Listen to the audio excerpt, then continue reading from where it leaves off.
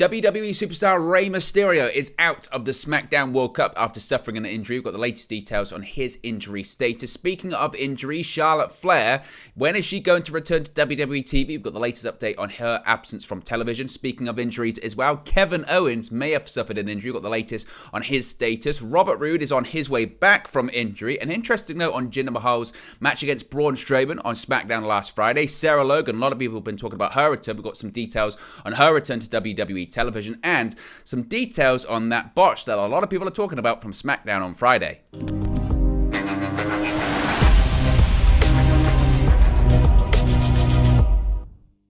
Hey guys, welcome back to Wrestling News 365. Hope everyone is doing very well. As always, there are plenty of news stories to get into in the world of WWE. So let's start off talking about Rey Mysterio and the SmackDown World Cup. Of course, in the sporting world, a lot of people are talking about the World Cup on the horizon as it begins this coming Sunday. But WWE have their own version going on SmackDown. The winner gets a shot at Gunther's Intercontinental Championship as well as winning the World Cup too. But a popular WWE SmackDown star has reportedly been pulled from the SmackDown World Cup due to a, quote, foot or ankle injury. The tournament itself started on Friday, November 11, and it will see 8 participants take part in a bid to become the number 1 contender for Gunther's Intercontinental title.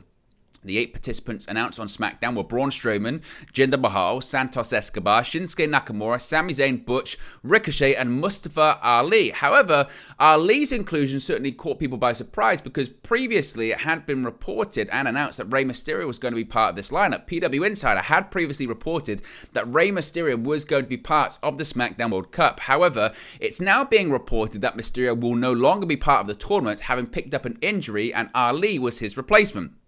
Dave Meltzer of the Wrestling Observer has stated that, quote, Rey Mysterio was scheduled for the World Cup, but he had either a foot or an ankle injury and was replaced by Mustafa Ali. On Mysterio, Meltzer would go to report that he was in Indianapolis backstage with a walking boot on, of course, this past Friday. He's not expected to be out for more than a few weeks, but wasn't going to be able to do the tournament. Mysterio hasn't wrestled since the October 30 house show in Mexico City. His match against Gunther on the November 4 episode of SmackDown was actually recorded on October the 28th. Of course, it was pre-taped because WWE was traveling to Saudi Arabia, to Riyadh, for the Crown Jewel Premium Live event. So Mysterio currently on the shelf with a foot injury. It's not considered anything too serious or too major. Therefore, he shouldn't be out of action for too long. But certainly it's a blow. I don't think he was probably going to win, to be honest, considering he's just had that Intercontinental Championship match against Gunther. Unless they wanted to run it back, I guess that's a possibility, but certainly, he's not going to win now because he's not in it. As far as the favourite, as I said previously, I think it probably is going to go to Braun Strowman. I think they're building to a Braun Strowman-Gunther Intercontinental Championship match, which wouldn't be bad, certainly, but the inclusion of Mustafa Ali is certainly curious because, as we spoke about and has been spoken about a lot since Crown Jewel, Braun Strowman's comments about his match against Omos and the flippy-floppy wrestlers, or whatever he decided to say, people like and Mustafa Ali pushed back about those comments. It'll be interesting to see if they now actually meet inside of a WWE ring, and maybe, just maybe, Mustafa Ali defeats Braun Strowman. Could you imagine? We'll have to wait and see whether that does happen or not, though. Speaking of absences, Charlotte Flair. What's going on with Charlotte Flair? We haven't seen her since WrestleMania Backlash, of course, and amid continued speculation due to the cancellation of a recent appearance, a major update on Charlotte Flair comes from 2 people very, very close to her, that being family. On Ric Flair's To Be The Man podcast, Flair has commented on what he knows about why Charlotte Flair has been missing from WWE television recently. Flair said, quote, to be very honest, I have no idea. She keeps everything to herself. I know she's talking to the company, but I don't know any more than that. If I did, I couldn't tell you anyway. She doesn't trust me to tell anything because I can't keep my mouth shut. Flair's co-host and real-life brother-in-law of Charlotte, Conrad Thompson, added to the conversation saying, well, a lot of fans I know created a bit of chatter because I guess there was an appearance that she had that was cancelled. And I know Andrade said recently she had some personal stuff that she was working on. You and I know that physically she's fine, emotionally she's fine, it's her business to share. But I guess what I wanted to sort of set the record straight on is there's nothing wrong with Charlotte Flair. She's just fine. So that's great news. I guess that Charlotte Flair physically and mentally and emotionally is fine. I'm not going to speculate because that's not fair. I think it's kind of hilarious that as you're listening to Ric Flair and as you're reading what he's saying there, immediately in my head, I don't know about you, but immediately in my head I went, you don't know anything because she's not going to tell you because she knows you'll say. you can't keep your mouth shut. And at least Flair, for all of his faults, and there are several by the way, particularly in this podcast forum, that he's honest enough to go, well, I know why she wouldn't tell me because I'll tell everyone. I can't keep a secret. So that's why Ric Flair doesn't know. I get the impression maybe Conrad Thompson probably knows more than he's letting on, but he does know how to keep a secret. He does know how to respect people's privacy, unlike Ric Flair, who would just come out and say it. As far as when she's expected back, I mean, there's War Games on the horizon. She could be part of that War Games match. There are spots available in that one. There's an extra spot on the heel side of things. There's 2 spots on the babyface side of things. So certainly Charlotte Flair could come back and maybe be on a heel side with Bayley, and maybe on the babyface side, that's where we see the return of Sasha Banks and Naomi. I don't know. But certainly there's something going on there. We don't know what it is. And again, I'm not going to speculate because I don't think that's particularly fair to speculate on matters that we don't know too much about. But certainly the hope is that she'll be back soon, but ultimately we just don't know. Speaking of absences as well, Kevin Owens has been kind of off television recently. He did return over the weekend at live events, but he could be gone for even longer now. With Survivor Series War Games fast approaching, many have speculated who could be the 5th man to take on the Bloodline. One name that a lot of people thought it could be was Kevin Owens. That name could, depending on the severity of the situation, could now not be Kevin Owens. Reports materialized on Twitter that Owens sustained an injury at the WWE Sunday Night Stunner house show in Madison, Wisconsin last night, that being November 13. According to a fan in attendance, Owens planted his right knee and seems to be hurt, noting, quote, just came from a live event at WWE Madison. Kevin Owens planted his right knee and seems to have hurt it. Had to be helped out post-match by referee. Match wrapped up quick. Might be legit, might not. Still sad. Another fan noted that Owens was limping out after ref help, saying, quote, hoping Kevin Owens is okay after limping out with ref help at Madison tonight. Didn't see a leg spot that would have caused it, but who knows? The match saw Kevin Owens defeat Austin Theory. Theory, of course, has been the subject of a rather contentious Money in the Bank cash-in last Monday night on Raw, and he's still doing jobs on the live event scene with Kevin Owens. I hope not. I hope that Kevin Owens isn't injured because, I mean, for someone that he is still, and I still think he will thrive under the Triple H regime, hasn't had a ton of luck, really, because clearly, since July, the original plan was for Kevin Owens and Sami Zayn to be doing something. I think originally, I think Kevin Owens and Sami Zayn were maybe going to feud for a little bit, and then they were going to become a tag team and possibly take on the Usos, because I think we saw the teasers of it, right? We saw Kevin Owens coming up to Sami Zayn backstage, basically saying, what are you doing, getting involved with the Bloodline, etc. And I think it was going to lead to, eventually, the Bloodline turning on Sami Zayn and Kevin Owens come to protect him, and then it would lead to Kevin Owens and Sami Zayn being the Usos, and maybe them being the tag team to defeat the Usos for the undisputed WWE Tag Team Championships. However, what caused the problem here, and this was widely reported, is that those plans for Kevin Owens and Sami Zayn were paused because Sami Zayn, his inclusion with the Bloodline got so over, and it is still to this day so popular. It's one of the most popular acts on the WWE roster right now. Triple H and the creative team of WWE said, well, you've got to go with what's working. You've got to be able to pivot. You've got to be able to be agile. And that's what they're doing. So basically anything Kevin Owens was doing was paused because of that. And as I mentioned, I think possibly what a lot of people were speculating on was that 5th person on the babyface War Games side would have been Kevin Owens to continue to plant those seeds for Kevin Owens and Sami Zayn to come back together in the future. If this injury is as bad as what some people are suggesting, that's a big concern, and I guess we'll have to wait and see. It could just be a case of, on a live event, you can be a bit more cautious, and if you feel a bit of a twinge or a knock, you just go backstage, wrap up the match quickly. It is what it is.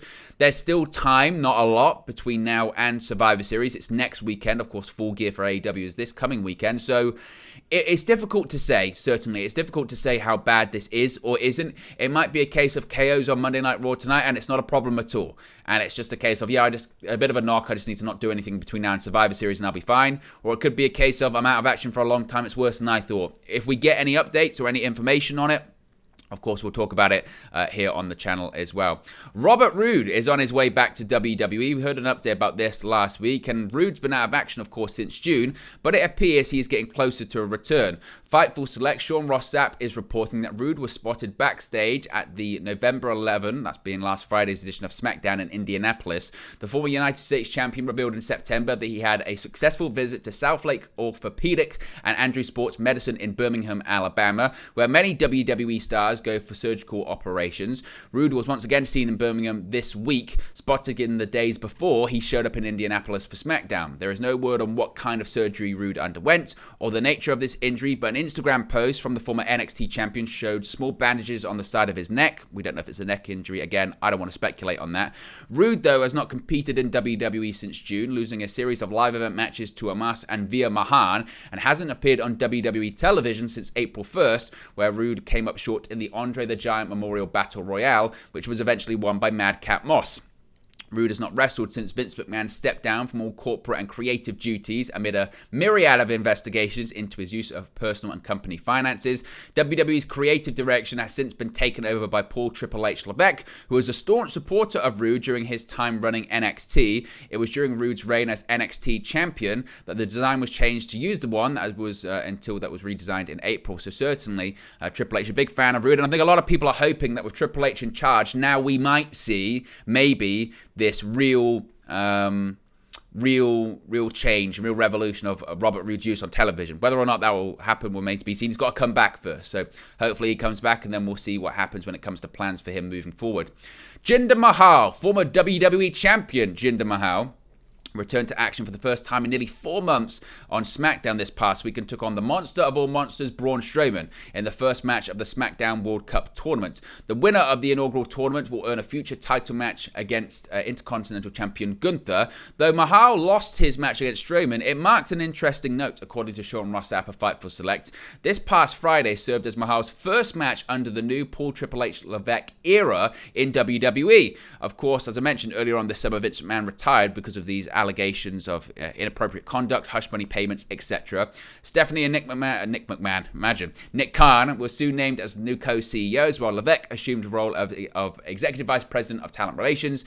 In September, Levesque's role was elevated to Chief Content Officer, as he now oversees the company's creative writing, talent relations, live events, and creative services departments, according to WWE Corporate. Since taking on his new positions, he has summoned the return of many former WWE superstars and been praised for his fresh new aspects of booking. Ironically, Mahal's previous match, or last match on WWE TV, was actually the same day as Vince McMahon's official retirement from the company on July 22nd. Prior to his hiatus, the former WWE champion had been paired with newcomer Shanky before the two last faced off against the Viking Raiders on SmackDown. So this could be a name, whilst we've seen so many thrive under Triple H, Mahal certainly has not. As to what he's going to be doing going forward, it appears not of all that much. Sarah Logan, there's a lot of controversy about her return to WWE, with her possibly ripping off the look of Max the Impaler, comparisons between the two. She made her official return to WWE this past week on SmackDown alongside the Viking Raiders. There, the trio interrupted the scheduled match between B-Fab and Zelina Vega. Logan first emerged on the entrance ramp, surrounded by red smoke, before Eric and Ivar stunned all members of Legado del Fantasma and Hit Row, laying down an assault on them. Logan, now assuming the ring name of Valhalla, then landed a headbutt on B-Fab before the trio stood tall in the ring. Prior to her on-screen return, though, Fightful Select Sean Ross Sapp is reporting that Sarah Logan was actually backstage at some of the SmackDown episodes prior to her debut as Valhalla. In previous weeks, WWE broadcasted various vignettes in anticipation of the return of the Viking Raiders. Eric and Ivar last competed in a Viking rules match against the New Day. Eric subsequently suffered a foot injury that would put the Viking Raiders out of action indefinitely. A month later, on the October 7 edition of SmackDown, a mysterious woman appeared in one of the vignettes, wearing fur and a headdress and proclaiming, "When the gods speak, I listen. We obey. Valhalla awaits." The woman would later be confirmed to be the former Riot Squad member Sarah Logan, currently under the name of Valhalla, possibly moving forward. She now serves on the SmackDown brand alongside the Viking Raiders in her first in-ring appearance since the 2022 Royal Rumble match. At the January event, Logan momentarily reunited with her former tag team partner Liv Morgan, following her 2-year absence from the company, as she was let go from the company in April of 2020. Of course, as I mentioned, there's still been all this controversy about her look, and if it was ripped off of Max the Impaler. We've done videos on the channel channel. Go check them out. Finally, SmackDown on Friday saw a botch that a lot of people were talking about. And the reason behind a botch spot on the most recent episode of SmackDown has been revealed. On last Friday's edition of the show, Raquel Rodriguez and Liv Morgan botched a table spot during the six-way championship opportunity match for the SmackDown Women's Championship. The winner of the match would be offered an opportunity to face the SmackDown Women's Champion for the title at the upcoming Survivor Series War Games event on November 26. Morgan leaped at Raquel Rodriguez, who was supposed to catch the former champion and fall through a table. However, Morgan did not seem to leap far enough and the two fell awkwardly. Speaking on Wrestling Observer Radio, Dave Meltzer explained that the botch was not the fault of Morgan, but was instead due to a miscommunication. Quote, there was a miscommunication from what I understand, in the sense that it wasn't supposed to be like that, but it got changed at like the last second. I don't know if everyone knew. Liv dove off the barricade, but didn't get far enough because originally it was going to be a different spot. From what I gather, when they were going to the ring, it got changed, and maybe Liv didn't hear about that change, so that was the result. The match ultimately was won by Shotzi, who will face Rousey at the upcoming Premium Live event. So apparently it was a miscommunication. Either way, it did not look good. It was a botch. It was one of those botches that people laughed at. And it's one of those things that I don't really care, to be honest, when it comes to this kind of stuff, because botches happen. It's pro wrestling. It's live. It's one take. Mistakes are going to happen. Not everything is always going to be perfect, especially with spots like that you can't really rehearse too much. So it is what it is. And you see when these things happen in AEW, people go, see, AEW's wrong. And WWE get these AEW people go, see, botches happen. If you've ever watched pro wrestling, something goes wrong at least once or twice in every single show. No show is smooth sailing. That's what we like. You want to see mistakes. You want to see it live. You want to know that anything can happen. And that's why you keep watching to see anything can happen. So I didn't have a problem with it. And people that were crowing about it, I don't understand that. But there you go, guys. That's the latest WWE news for you. Be sure to smash a like on the like button. Be sure to subscribe, bottom right-hand corner. Let me know your thoughts on today's WWE news stories in the comment section below, and I'll speak to you again very, very soon. Hey guys, thank you for watching, listening, streaming, or however you come across this video today. Be sure to click on the video on the right there to watch our next video, or click the bottom there to subscribe, or the bottom right-hand corner. Thank you very much, and I'll speak to you again very soon.